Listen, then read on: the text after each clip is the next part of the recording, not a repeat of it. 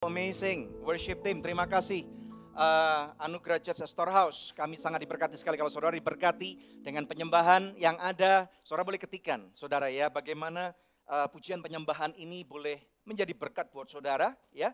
Dan kita percaya bahwa hadirat Tuhan, saudara, itu firman Tuhan mengatakan bahwa Tuhan ditinggikan di tengah-tengah puji-pujian daripada umatnya. Mengucapkan selamat datang tentunya kepada setiap daripada saudara di ACS atau Anugerah Church Storehouse pada bulan Juni 2020. Tanpa terasa kita sudah masuk pertengahan tahun nih saudara ya. Dan sudah hampir 3 bulan kita diam baik-baik di rumah. Saudara tahan, kami belum bisa mengungkapkan pada saat ini kapan kita akan langsung bergereja seperti semula. Makanya saudara, nanti saudara pantengin terus daripada sosial media kami. Dan nanti kami akan umumkan apa-apa yang akan kita lakukan bersama-sama sebagai tubuh Kristus. Kalau saudara kangen untuk beribadah, katakan saya kangen. Dan saya jawab, saya juga kangen, saudara. Haleluya. Bapak Ibu sekalian, setiap bulan Juni di Sinode Gereja Bethel Indonesia ditetapkan sebagai bulan keluarga. Nah, oleh karena itu, sekali lagi saudara sebagai family church, we really embrace this. Kami sangat bersuka akan tema-tema seperti ini karena kami percaya bahwa gereja itu adalah perwakilan kerajaan surga dan di dalamnya ada unit-unit terkecil di dalam masyarakat yang disebut keluarga. Saya, saudara sekalian, setiap daripada kita adalah anak daripada manusia tentunya, dan bagian daripada sebuah lingkup keluarga. Oleh karena itu sangat penting sebagai gereja, kita untuk belajar, saudara, dengan sungguh-sungguh tentang apa yang menjadi rencana Tuhan. Welcome to a new series, serial baru di gereja kami pada bulan ini, dengan judul yaitu Family for Christ. Saudara boleh ketikkan itu dan saudara boleh abadikan di mana saudara beribadah, kasih hashtag Family for Christ. Haleluya, puji Tuhan. Pada minggu pertama, saudara, topik khotbah yang nanti saya akan naikkan berjudul yaitu harmonisasi pelayanan dan keluarga. Nah, terlebih dahulu kita lihat saudara di tahun 2020, Tuhan berbicara kepada kami dan Tuhan berikan tema yaitu This is the year of the Lord's favor. Saudara, kerap kali pada waktu kita melihat fakta, hal ini tentunya bertentangan dengan apa yang Tuhan sudah katakan. Nah, inilah kebanyakan saudara, mari kita mengerti bahwa dunia selalu bertentangan dengan kebenaran firman Tuhan. Facts are not truth. Kebenaran itu degree-nya lebih tinggi, kebenaran itu absolut, dan kebenaran itu harus ada asalnya, harus ada reasoning-nya, dan bahkan kebenaran itu harus ada titik akhirnya. Saudara bisa temukan ini semua di dalam Alkitab, yang merupakan panduan kehidupan bagi kita semua, bukan saja orang Kristen sebenarnya. Nah, makanya kita tahu saudara, mari kita deklarkan, saudara boleh tuliskan di mana saudara mengikuti ibadah ini, katakan 2020 adalah tahun perkenanan Tuhan. Nah, kita mesti tahu saudara bahwa yang namanya grace atau kasih karunia itu given to all. Grace itu tidak memandang bulu, terutama pada waktu kita berbicara dalam konteks keselamatan. Tuhan tidak menginginkan satupun manusia untuk binasa. Makanya karena betapa berharganya dan tidak mungkinnya upaya manusia untuk mencapai keselamatan, maka kita yang tidak layak pun, masih hidup dalam dosa pun, kita pun sudah diberikan grace atau kasih karunia itu. Tetapi kalau kita berbicara favor, bedanya apa ini? Saudara, favor itu adalah bestowed to the chosen one, atau dikaruniakan atau diberikan kepada orang-orang yang dipilih oleh dia. Favor itu adalah kata-kata yang kita sering dengar yaitu favorit. Dan kita tahu bahwa ini favor itu diberikan kepada umat pilihannya. Dan barang siapa yang percaya kepada nama Tuhan Yesus Kristus, barang siapa yang hidup sesuai dengan hukum-hukumnya Tuhan, barang siapa yang menjalankan kebenaran firman Tuhan, maka saya percaya bahwa favornya ini akan selalu diberikan kepada kita. Saudara, mari kita hidupi kebenaran ini. Dan saudara, kita akan masuk kepada topik yang berjudul harmonisasi pelayanan dan keluarga. Kita hari ini akan belajar daripada firman Tuhan. Ada seseorang tokoh Alkitab yang tidak selalu dan tidak sering kita bahas, bernama Cornelius. Siapakah Cornelius ini? Ini menarik sekali saudara. Saya mengajak Bapak Ibu sekalian untuk membuka daripada kitab Kisah Para Rasul pasal yang ke-10. Kita akan melihat daripada ayat yang pertama sampai dengan ayat yang ke-8. Kisah 10 ayat yang pertama sampai dengan ayat 8. Siap saudara, kita baca 2, 3. Di Kaisaria ada seorang yang bernama Cornelius, seorang perwira pasukan yang disebut pasukan Italia. Ayat 2, ia saleh, ia serta seisi rumahnya takut akan Allah, dan ia memberi banyak sedekah kepada umat Yahudi dan senantiasa berdoa kepada Allah. Ayat 3. Dalam suatu penglihatan, kira-kira jam 3 petang, jelas tampak kepadanya seorang malaikat Allah masuk ke rumahnya dan berkata kepadanya, Kornelius. Ayat 4. Ia menatap malaikat itu dan dengan takut ia berkata, ada apa Tuhan? Jawab malaikat itu, semua doamu dan sedekahmu telah naik ke hadirat Allah dan Allah mengingat engkau. Dan sekarang suruhlah beberapa orang ke Yope untuk menjemput seorang yang bernama Simon dan yang disebut Petrus. Ayat 6, yang menumpang di rumah seorang penyamak kulit yang bernama Simon yang tinggal di tepi laut. Setelah malaikat yang berbicara kepadanya itu meninggalkan dia, dipanggilnya 2 orang hambanya, beserta seorang prajurit yang saleh dari orang-orang yang selalu bersama-sama dengan dia. Ayat 8. Dan sesudah itu ia menjelaskan segala sesuatu kepada mereka, ia menyuruh mereka ke Yope. Menarik sekali Bapak Ibu sekalian, mari kita lihat beberapa fakta Alkitab tentang siapakah dan bagaimanakah deskripsi daripada firman Tuhan tentang Kornelius. Ini menarik banget saudara ya. Yang pertama perlu kita catat, Kornelius ini bukan orang sembarangan. Kenapa bukan orang sembarangan? Karena dia adalah seseorang yang mempunyai ranking yang sangat tinggi. Seorang perwira, kata Alkitab ya. Perwira pasukan Italia atau pasukan Roma. Kita tahu pada zaman itu orang-orang Israel itu lagi dijajah oleh bangsa Roma. Dan sesuatu yang mesti kita mengerti ini, bagaimana mungkin Alkitab mengatakan bahwa dia adalah orang yang saleh. This does not compute. Ini enggak masuk dalam nalar kebanyakan kita. Orang-orang Roma pada zaman itu adalah sebagai penguasa, saudara. Mereka ingin menjajah. Mereka ingin bahkan menguasai dunia ini. Dan kemudian mereka mempunyai ideologi yang sangat bertentangan dengan monoteisme atau bahwa Tuhan itu adalah Esa. Mereka bahkan dikenal sebagai penyembah-penyembah atau mereka adalah orang-orang pagan, saudara. Menyembah berhala-berhala. Bagaimana mungkin orang yang satu ini disebut sebagai orang saleh?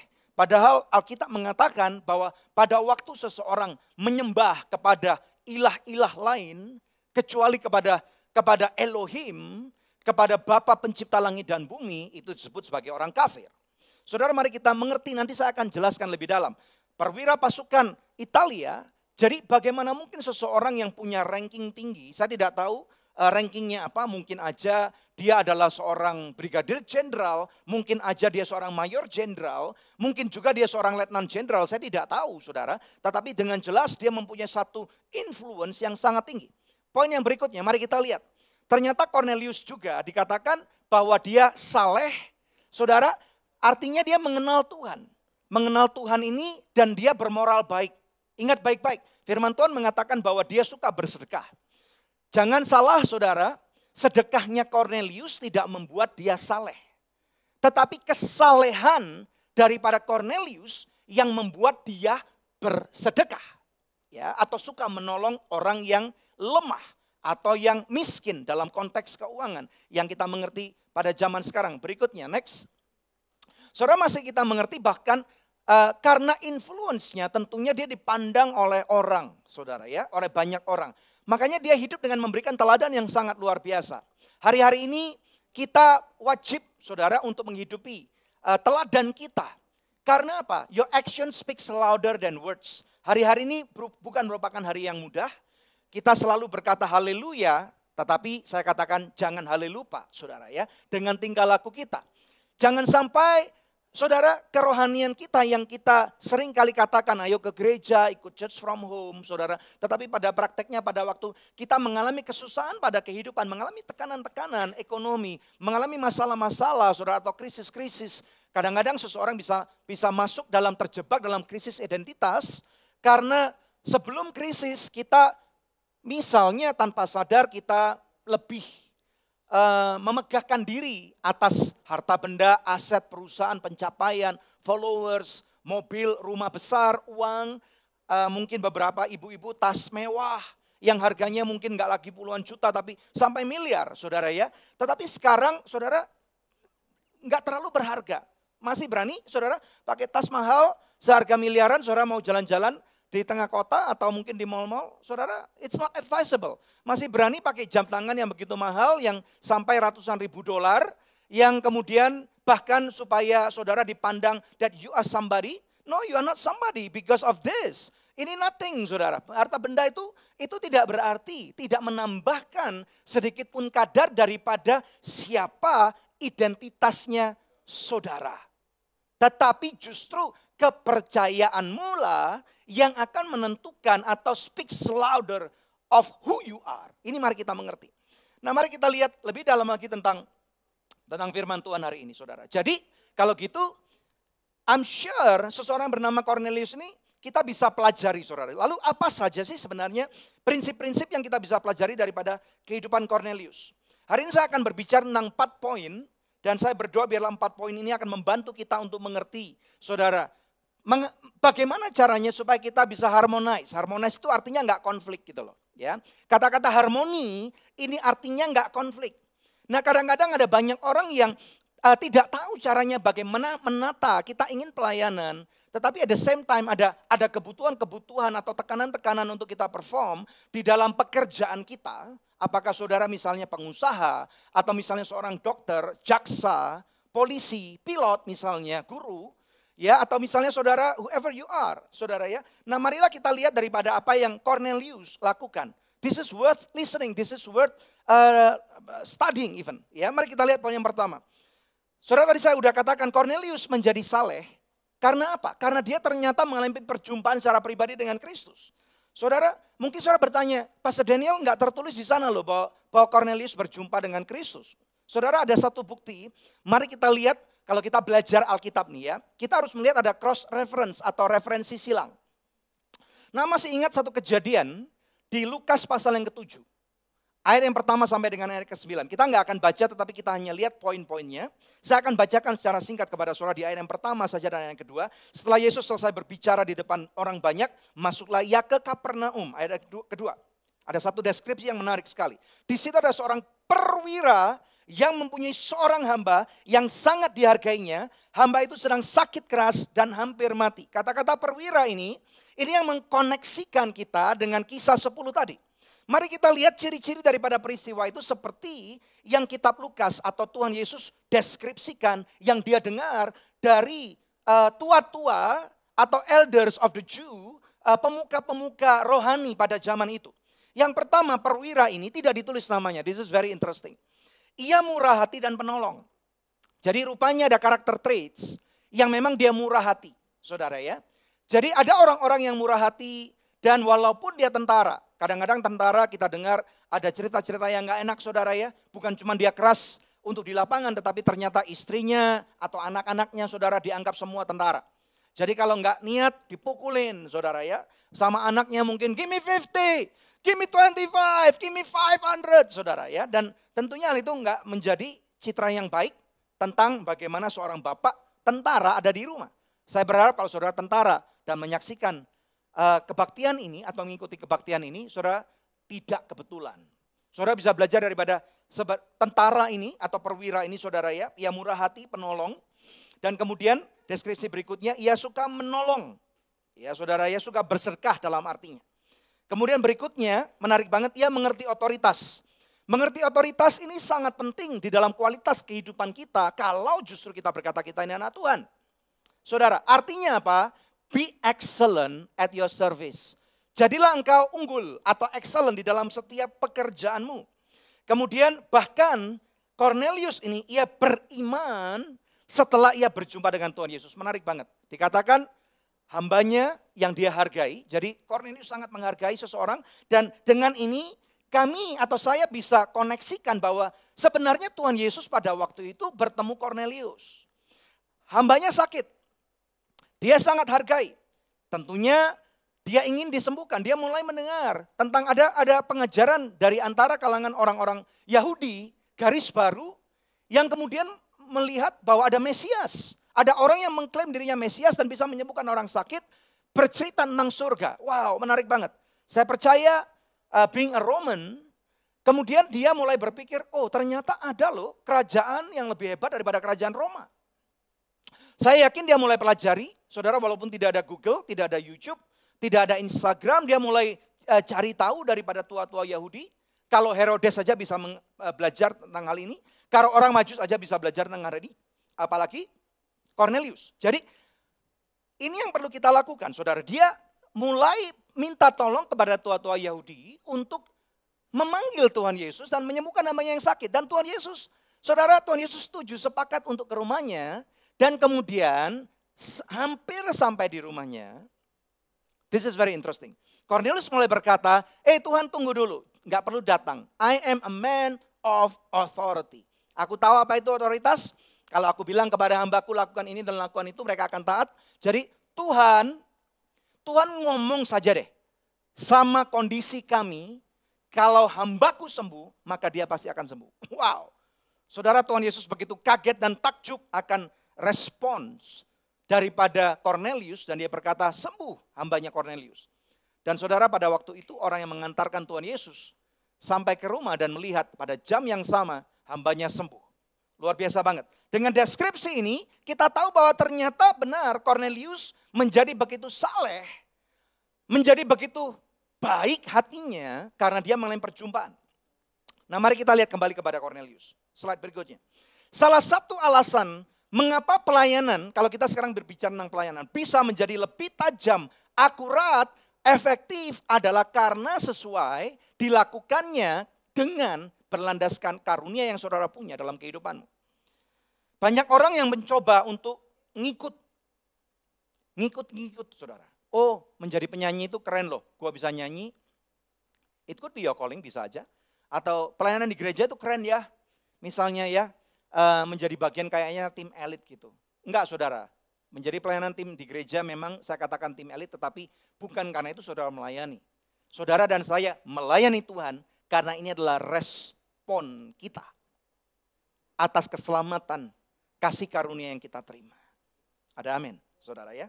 Nah, jadi having said that, mari kita lihat di dalam Alkitab dikatakan ada karunia-karunia rohani.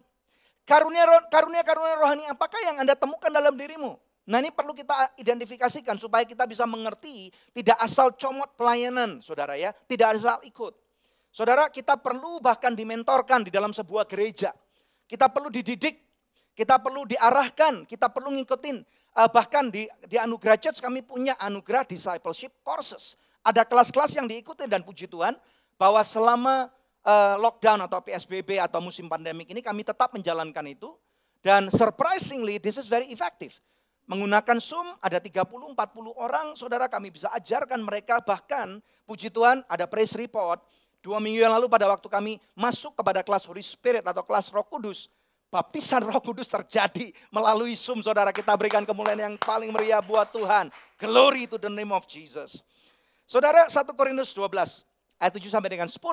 Di sana ada 9 karunia-karunia roh yang saya akan baca dengan cepat. Pertama, kata-kata hikmat.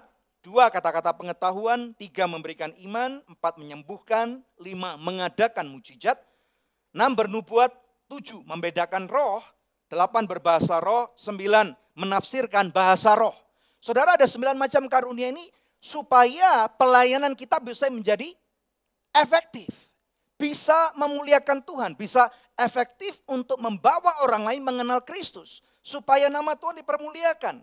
Saudara, makanya kita mesti mengerti apa yang menjadi karunia Tuhan buat diri saya, buat diri saudara. Saya bisa berkhotbah, tapi saya nggak bisa main alat musik. Saya nggak bisa jadi WL, saudara ya. Dan saudara, ada orang-orang yang mungkin mereka mahir ada di balik kamera, saudara ya. Dan mereka mahir untuk memainkan alat-alat kamera atau multimedia ini. Tapi kalau mungkin disuruh di depan kamera, saudara, seperti switcherman kami, saudara, yang saya tidak perlu sebutkan namanya, itu dia akan ciut. Padahal kalau di belakang kamera, saudara, dengan apalagi kalau sudah pakai ketopong keselamatan dia, saudara, ada mic-nya keluar, dia bisa langsung ngomongnya nggak pernah berhenti, bahkan bisa ngamukin timnya, saudara, yang kadang-kadang kalau megang kamera, misalnya lepas kendali misalnya. Tapi kalau sudah di depan kamera, 1000 bahasa dia diam, saudara ya. Yang kerasa mulai nyeletuk, saya kerasa gitu, saudara ya. Nah, ada juga orang-orang yang very effective di dalam berbisnis. Ini menarik banget. Ada orang-orang yang panggilannya berbisnis. Saudara, jangan kira bahwa berbisnis itu duniawi. Oh, memang benar kalau dibilang duniawi, saya setuju. Emang lu di bulan, saudara ya. Menjadi tentara itu panggilan, apalagi menjadi guru, menjadi jaksa. Ini panggilan. Sebenarnya profesi-profesi ini, kalau saudara bisa mengerti bahwa ini adalah bukan cuman pekerjaan, tetapi menjadi sebuah panggilan, maka saudara akan mulai punya persepsi yang benar bahwa hey, I am doing my ministry. Apalagi dokter, saudara yang hari-hari ini, you got to go extra mile, mungkin perawat bahkan. Saudara harus kehilangan privilege untuk bertemu dengan anggota keluarga selama berminggu-minggu. Atau misalnya tentara, saudara harus menjaga kedaulatan sebuah negara. Misalnya, saudara nggak bisa dengan mudah untuk pulang ke rumah seenak sendiri, nggak bisa saudara. Saudara termasuk saya katakan para profesional, saudara mempunyai beberapa ranking yang saudara bina dari awal sampai saudara menjadi misalnya CFO, COO atau CEO. Ya, atau bisa CMO, bukan cuma just makeover, tapi Chief Marketing Officer maksud saya. Jadi intinya adalah Kolose 3:23 mengatakan, mari kita lihat, kita baca bersama-sama. Apapun juga yang kamu perbuat, perbuatlah dengan segenap hatimu seperti untuk Tuhan dan bukan untuk manusia. Berarti kalau saudara menjadi seorang CEO, atau petinggi-petinggi sebuah perusahaan, atau wakil presiden sekalipun, atau seorang presiden sebuah negara sekalipun, saudara tidak seharusnya mengerjakan pekerjaanmu karena cuma dapat duit, dapat follower, dapat influence gitu aja, tetapi you are doing a service unto the Lord.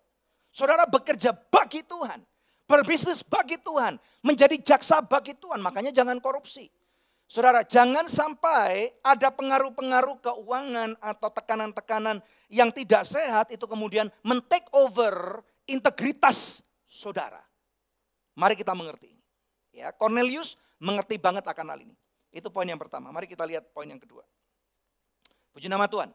Saudara, poin yang kedua mengatakan Kristus sebagai poros dari kehidupan.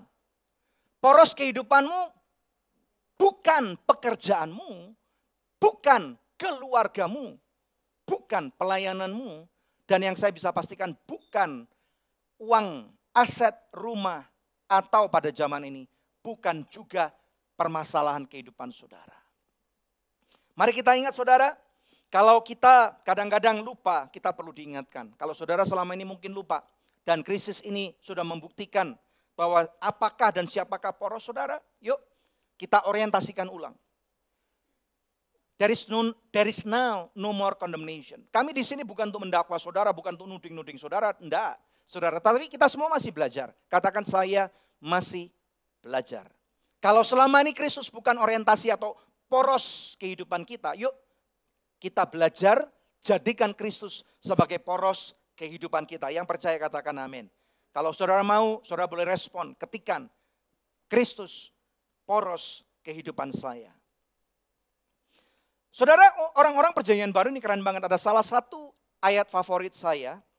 Saudara, dalam Kisah 17 ayat 28 yang mengatakan, for in him we live and move and have our being. Ini keren banget saudara. Jadi artinya kita nggak boleh menghidupi hasratku saja. Cita-citaku, kemauan orang tuaku saja.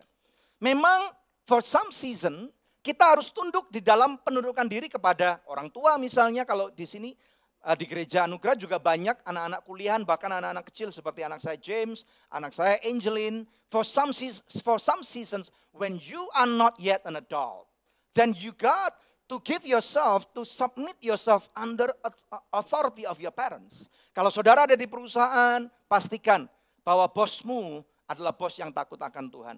Kalau nggak sepakat, saudara boleh punya pilihan to resign. Tetapi saudara tentunya saudara harus ingat, count all the cost. Bahwa hari-hari ini cari pekerjaan juga tidak mudah. Selama saudara tidak disuruh melanggar hukum negara. Selama saudara tidak disuruh untuk melanggar hukum Tuhan. Saudara ikuti dulu. Saudara, boleh saja kalau bosmu misalnya orang yang tidak seiman bagaimana? It doesn't matter. It doesn't matter. Justru melalui excellence-mu, bosmu sama seperti Yusuf bukan saudara. Bosnya Yusuf itu adalah Firaun yang jelas-jelas tidak takut Tuhan. Saudara mengerti maksud saya? Yang percaya katakan amin. Mari kita lihat, ini poin yang kedua saudara. Jadi, for in him we live, move and have our being. Jadi, apapun yang kita mau kerjakan, pastikan saudara, you are doing it unto the Lord. Saudara harus arahkan ini, bahwa kehidupan ini bukan tentang saya, diriku, keluargaku. Dan anak-anakku apalagi cucuku, saudara. Cucumu mungkin gak kenal engkau. Apalagi cicitmu. Saudara, banyak orang terlalu sibuk ngumpulin harta di dunia dengan tujuan supaya nanti 7 turunan gak habis. Ada banyak orang berkata seperti ini, tapi pada waktu krisis menghantam, hutangmu menumpuk 7 turunan pun tidak habis. So what? Kalau saudara meninggalkan warisan 7 turunan, cicitmu atau canggahmu ke-6 dan ke-7 gak mungkin ingat. Gak mungkin kenal. Mungkin mereka akan baca kehidupan saudara dari diarimu kalau gak kemakan rayap. Atau kalau harddisknya gak korup. Paling lihat saudara dari Wikipedia atau dari YouTube. Benar gak? Tapi kalau engkau tinggalin hutang 7 turunan, mereka bisa kutukin saudara. So what's the point? What's the point, saudara? Makanya orientasikan hidupmu dengan benar. Poin yang ketiga. Mari kita lihat. Cornelius adalah orang yang dipimpin dan bermitra dengan Roh Kudus. Ini penting banget. Karena sebagai umat Kristen atau orang Kristen perjanjian baru. Kita tahu bahwa Tuhan Yesus mati buat kita. Dan kita tahu di hari Pentakosta, Roh Kudus sudah dicurahkan buat kita. Bahkan Tuhan Yesus berkata bahwa keuntungan bagimu kalau aku tidak ada lagi di dunia ini secara fisik maksudnya. Tetapi melalui rohnya Tuhan Yesus tetap hadir. Dan dia tetap mau bermitra bersama dengan kita. Kalau saudara lihat dalam konteks kisah 10 tadi ada 2 orang yang pernah berjumpa dengan Tuhan Yesus secara pribadi. Yang pertama tentunya Cornelius, konteks pada hari ini. Yang kedua, lakon berikutnya adalah Petrus. Petrus adalah salah satu murid terdekat daripada Tuhan Yesus yang dipercaya sebagai pemimpin daripada rasul-rasul. Saudara, nanti saudara bisa baca supaya ngerti konteksnya dengan baik pada kisah 10 ayat 1 sampai dengan 40. Ini menarik banget saudara.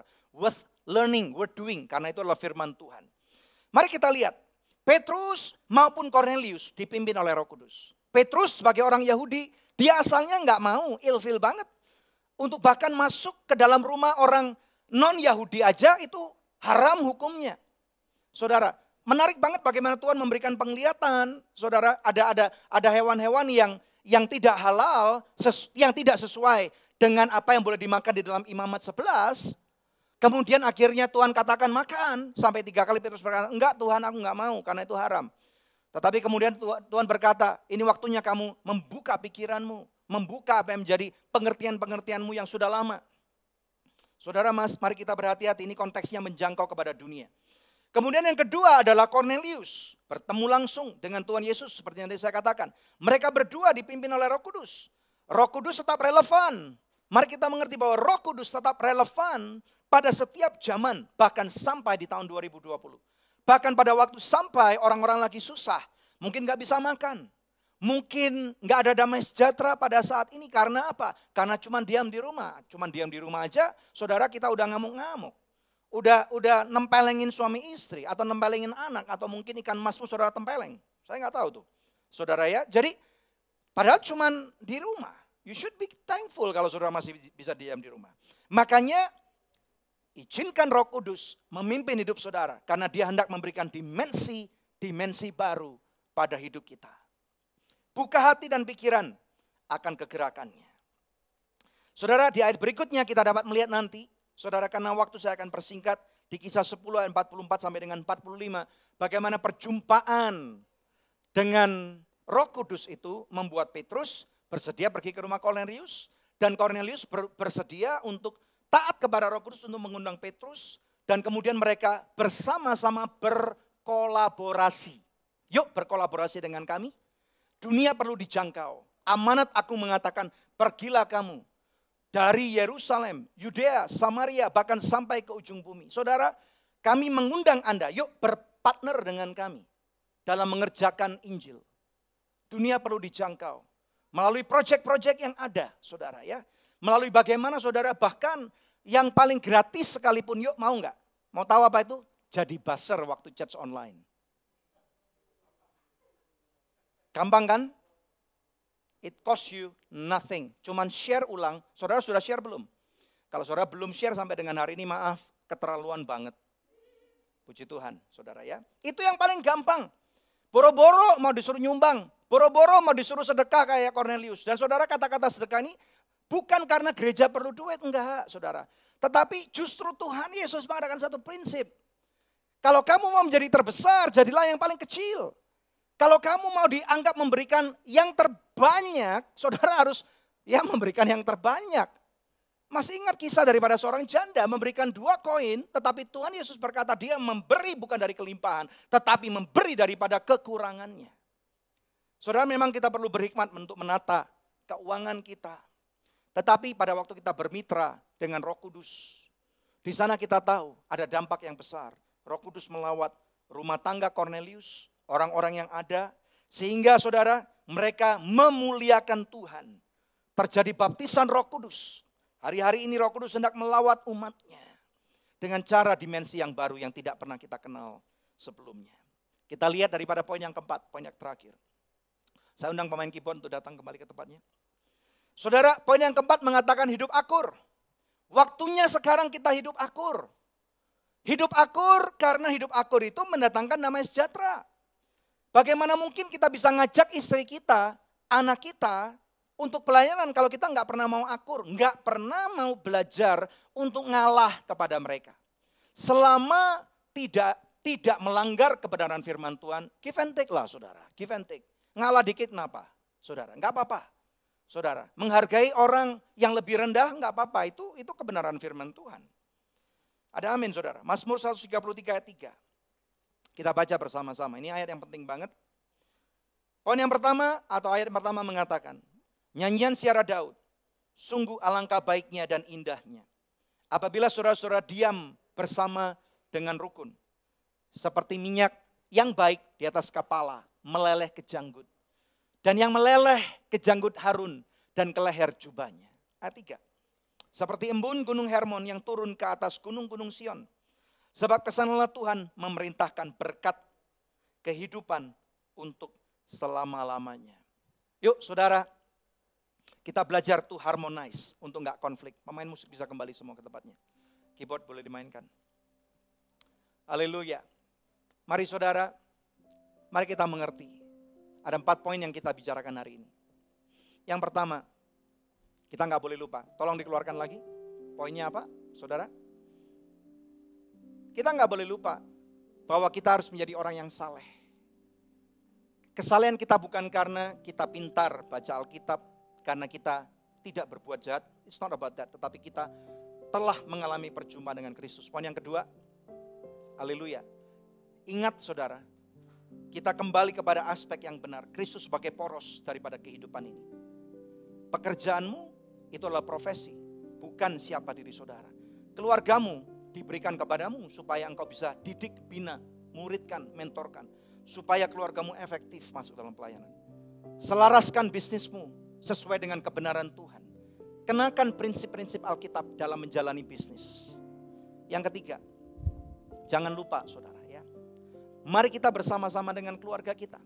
Kita mau bermitra dengan Roh Kudus. Bermitra dengan Roh Kudus karena Roh Kudus itu sanggup. Dia tahu the end from the very beginning. Dia tahu titik akhir daripada titik awal permasalahan yang ada. Dan yang keempat, mari kita akur bersama dengan keluargaku. Aku dan seisi rumahku, kita mau melayani Tuhan. Karena apa saudara? Di dalam diri kita sekarang ada Kristus. Christ in you, the hope of glory bagi dunia ini.